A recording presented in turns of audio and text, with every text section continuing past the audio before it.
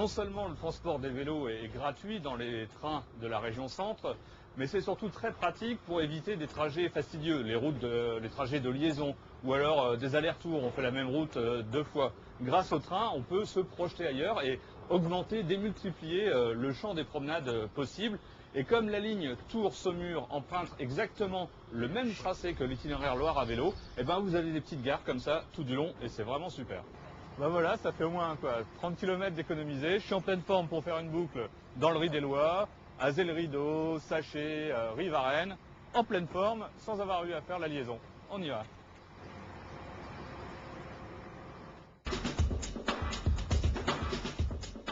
Dès le départ, j'ai senti que c'était un moyen de locomotion intéressant le vélo, j'en ai toujours fait, donc c'est logique que je m'intéresse au vélo. Et puis en plus, là, il s'est trouvé que quand j'ai été élu président, c'est le moment où la région a lancé son projet. Ben, j'ai dit banco, on va y aller, et puis c'est comme ça que ça s'est développé, et puis on a tout de suite accroché, les services sont partis là-dedans, et ça a bien marché. Alors qu'est-ce qu'il y a de facile quand on veut mettre en place un tel itinéraire, et qu'est-ce qu'il y a de compliqué? Ben, ce qui est facile, c'est quand on est dans des sites qui sont facilement aménageables, c'est la partie Savonnières-Tours. Ce qui est plus difficile, c'est là où on n'a pas d'alternative possible. Par exemple, je pense à Brémont, où il y en a des 16 là, qu'il faut partager la voie, et les automobilistes ne sont pas toujours très compréhensifs pour partager la voie.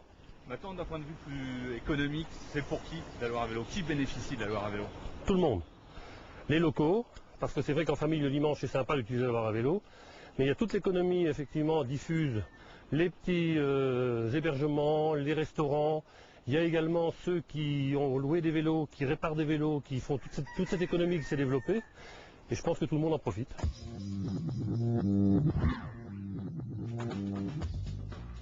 Cocolite. Les Tourangeaux lui doivent tout au cocolite. Cocolite, en fait, c'est le nom d'une algue qui pullulait ici il y a 100 millions d'années, à l'époque où c'était une mer tropicale. Et la particularité de cette algue, c'était d'avoir une petite coquille en calcaire qui s'est entassée, entassée, entassée et a fini par produire une craie qu'on appelle le tuffeau. Dès la préhistoire, les hommes ont trouvé refuge dans les cavités faites dans le tuffeau. Et puis il y a eu les habitats troglodytiques. C'est aussi avec le tuffeau qu'on a fait les châteaux Renaissance. Amboise, Chenonceau, Azay-le-Rideau ne seraient pas ce qu'ils sont s'il n'y avait pas eu le tuffeau. Et vous allez voir, avec les cavités creusées par l'extraction de la pierre, on peut faire un tas de choses. Alors ça pouvait servir, comme ici au Goupillières, de maison troglodytique. On a aussi fait du verre à soie. Il y a les champignonnières. Et il en reste une d'utilisation de ces grandes cavités. Et à mon avis, c'est la meilleure. C'était celle qui servait de cave à vin. Et ça marche encore très très bien aujourd'hui.